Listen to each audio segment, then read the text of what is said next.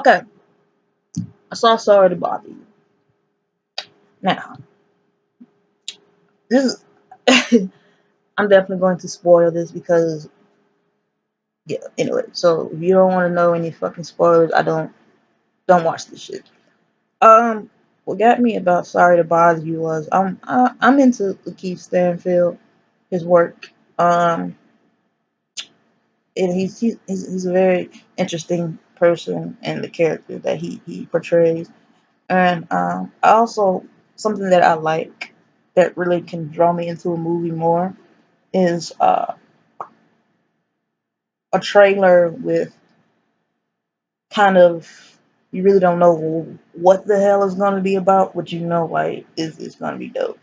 Kind of like how it was when the first Get Out trailer came out and took it way back to Cloverfield.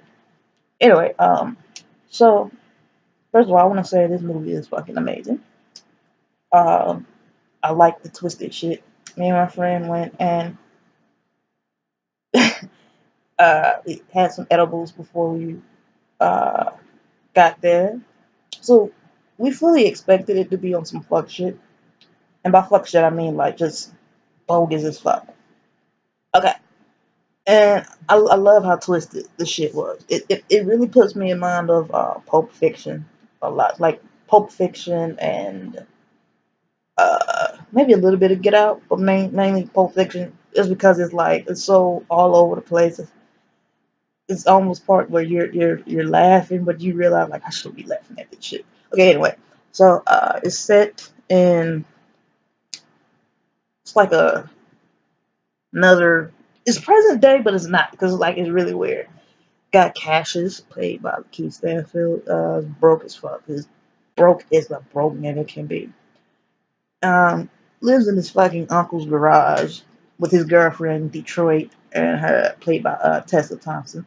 Um, um, he uh, he has an old beat up piece of shit car. He's 4 months behind on his rent with his at his uncle's place, and you know he's just a real fucking loser. And he's always pondering reason of existence. Typical to Keith Stanfield shit. And so he goes to get this job because his friend Sal works there as for what was it called? Regal View. Regal View. It's a telemarketing company. You know, they sell like I can't even remember what the fuck they were selling, but yeah. So he's having a hard time. You know, the job is based off of commission, and he has to sell shit. He's having a hard time. Whatever, and he really doesn't think he's cut out for it. And then the great Danny Glover.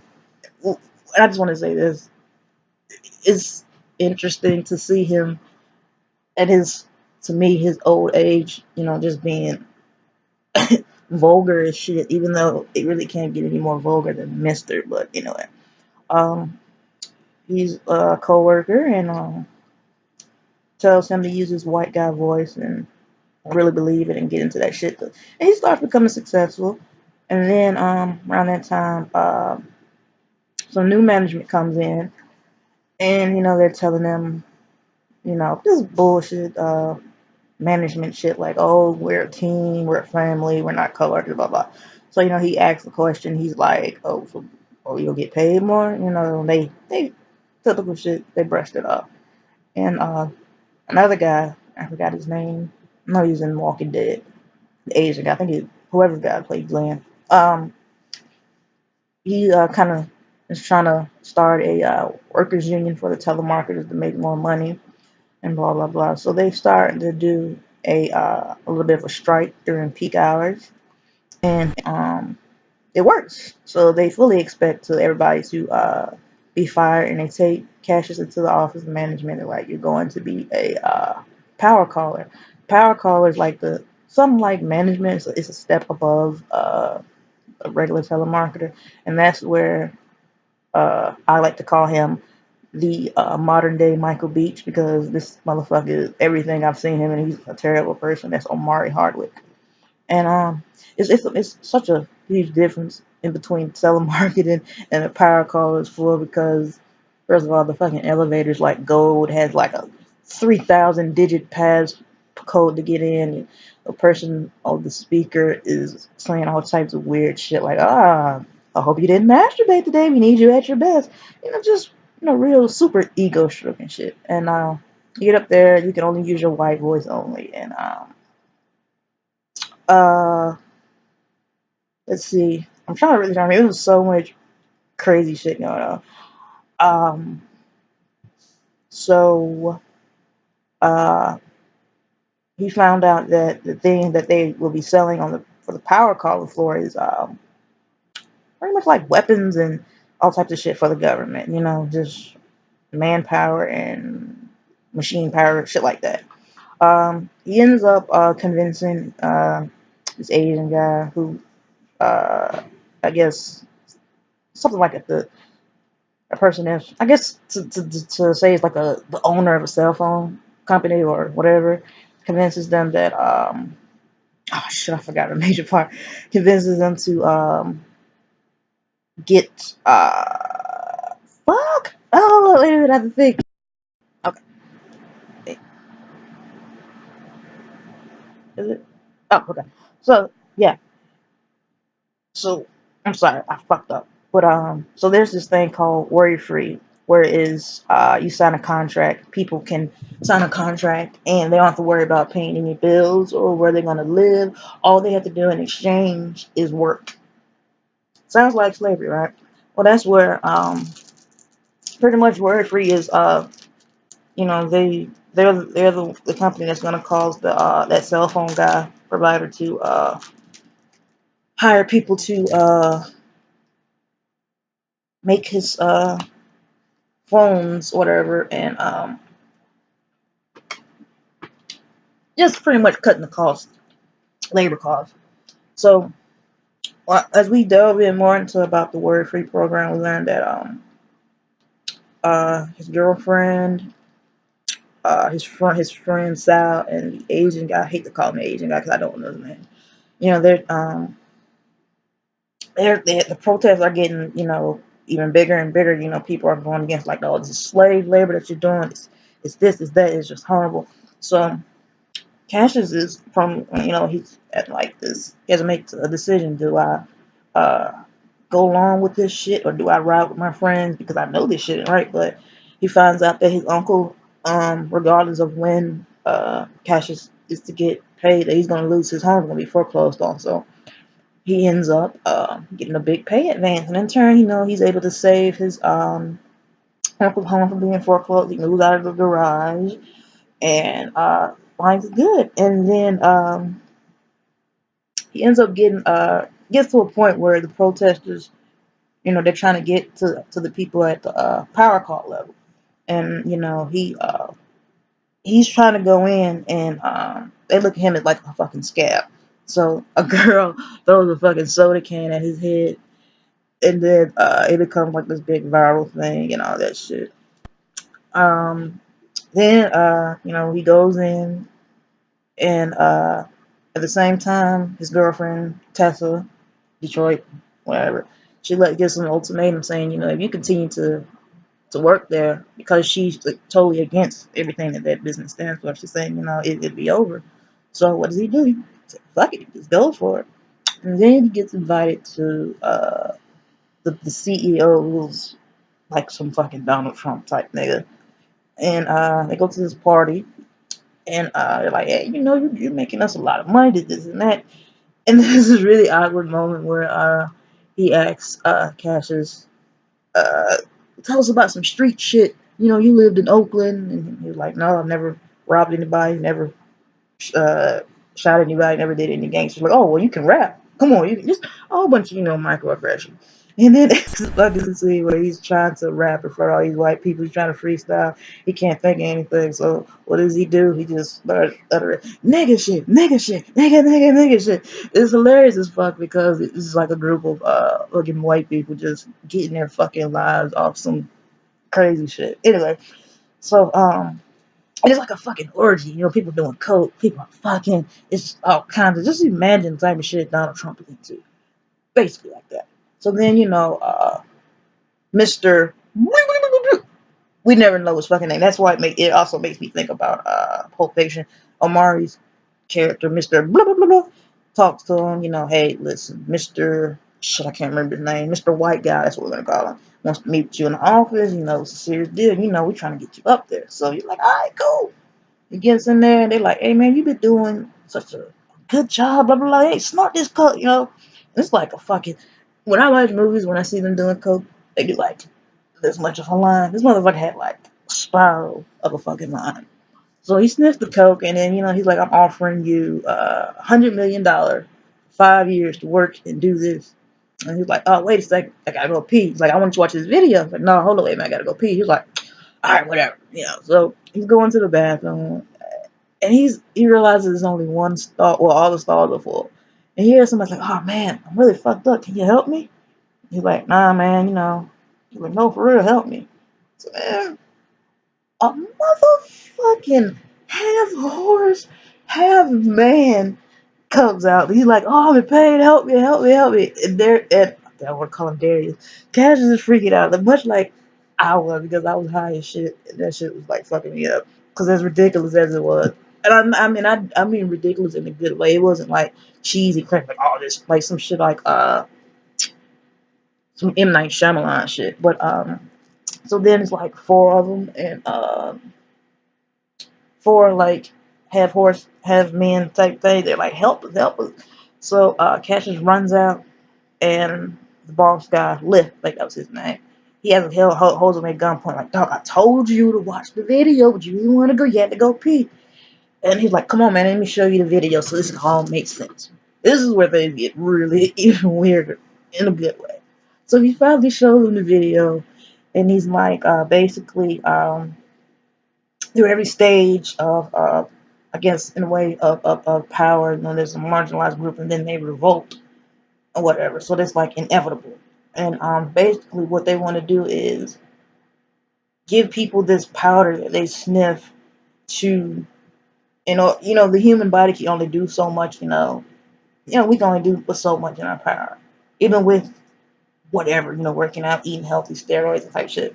So you sniff this powder and you become a fucking, literally a workhorse where you have the fucking strength and agility and all that shit of a fucking horse. And they wanted him to become like the Martin Luther King Jr. of the horse people, and he was going to be in control of the workers, the people that do the worry-free thing. Basically, it really is slave labor because they're saying, "Oh, we get 3 meals, we have to worry about living anywhere, we don't have to worry about," they basically become fucking workhorses. And he's freaking out. He's like, "What the fuck did I just sniff? Nigga, did you give me this shit?" He's like, "No, dog, it's 100% Peruvian." He's like, "What the fuck is that? Is this like I know horses are in Peru and shit?" He's like, "Dog, I just wanted you to let you know what we were gonna do. I ain't giving you none of that shit, dog. I wouldn't give you that without your permission." Um, he's like, just think about it, go home, think about it. So he's fucking freaking out. And he wakes up, he realizes he doesn't have a cell phone. And so he's like thinking, this shit's so fucking crazy. So he calls the news station. He's like, you know what? This is what's going on. They're trying to worry free, trying to turn people into fucking horses and shit. They hang up on him because it sounds fucking crazy, right? So he goes to the doctor. He goes to the doctor and asks the doctor to look at his dick because the boss was like, he sniffed the powder. He believes he sniffed the powder that turns people into horse and shit. And you get a horse dick, you legit become like a fucking horse person.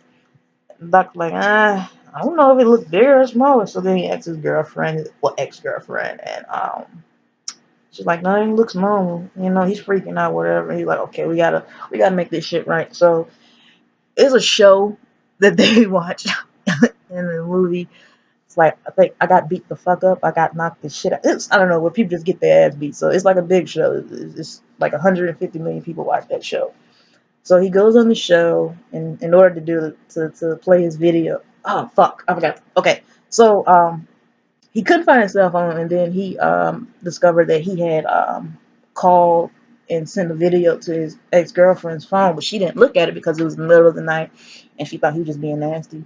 And it's an actual video of the horse people, pleading like, "Hey, help us! We're in trouble!" Blah blah blah. And the boss CEO guy's like, "I'm gonna whoop your mother. He didn't say that. He's like, I'm gonna whoop your motherfucking ass if y'all get y'all asses in there. Get back to work.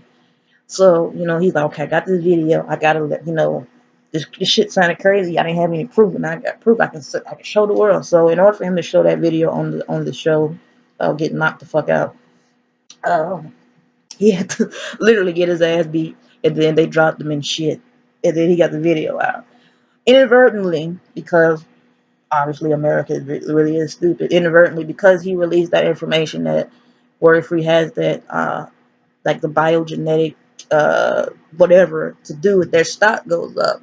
So, they become super rich because, of course, who doesn't want slave labor coming? Come on. So, he's trying to get back with his crew, or, stage a revolt. And it works.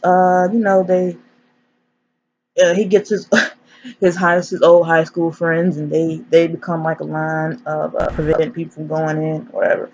And while all this chaos is going on, they end up knocking his ass out. And he wakes up and he's inside of a police car, truck, whatever. And he's only able to see, you know, limited vision of what's going on. He sees the cops, whooping ass and all that. And all of a sudden, motherfucking horse people then came out. So, of course, because, power of a fucking horse can't do anything. Well, the power of a fucking horse overrules the power of a fucking man, even if the motherfucker got a gun or a machine tank, whatever. So that happens, and then in this weird thing, they thank him. They're like, thanks for doing this, thanks for freeing us, blah blah blah, and all is right in the world.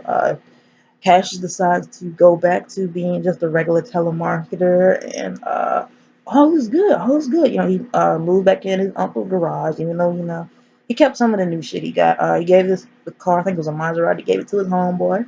Everything's all good. Him and Detroit get back together, and they're getting ready to go. Live happily ever after. And then he closes the garage door. And he's like, ah, ah. And in my mind, as this fucking scene is happening, I'm like, this nigga play too goddamn much. And I was like, he comes back. He comes back up, and his fucking face, half his face is like a fucking horse. So it comes out, like he really did snort the horse making serum. So then the credits come on. Then right after the first part, the credits comes on. The boss, Mr. Lift, white guy Arnie Hammer, whatever his name. He gets a phone call, and this Cash is in full legit fucking horse person on the damn security. Like, I'm about to whoop your motherfucking ass. And and they him and a group of other horses come in, and then he goes off. Okay, I love this shit because it's I love weird shit. I like just it's not, it wasn't something that you could really predict that was gonna happen. I loved it. What did I dislike about it? I really didn't dislike anything about it when I think of it. Um, it was controlled chaos. I loved it, even though it was. I'll be honest. If it was a movie, this same plot, storyline, everything with a white cast, I would have been I would have fucking hated that shit because I can only handle certain types of uh chaos, just ridiculousness, chaos. But this movie was ridiculous in all the right ways, and it was very funny. It was very damn funny. It was a lot of different things, that I know it's almost like Get Out, where you have to watch it more than once to really catch certain things. And another thing about this movie is I remember when the trailer came out, I can't remember what site I was on, but I remember looking through the comments, and I don't even know how or why, but I remember a poster was like, oh, excuse me, the product they're trying to sell is about horse people.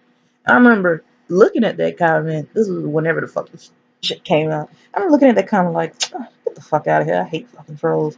And I remember in all while the movie's playing, I'm thinking about this in the back of my head. I'm like, this shit couldn't possibly be true. But lo and behold, it was true. It was amazing. Anyway, it was amazing. I love it. If I had to rate it out of 5 stars, I would definitely give it 4.5 stars. Um, it's fucking great. I would not be mad at a sequel. Usually with movies like this, concerning things like just off the wall shit. I'm content with just leaving it as is. But this, I will not be mad at a sequel. I want to know what strain of marijuana the writer and creator was on when they came up with this shit because I fucking love this shit. I definitely will be seeing it again, and yeah, definitely highly recommend. So let me know.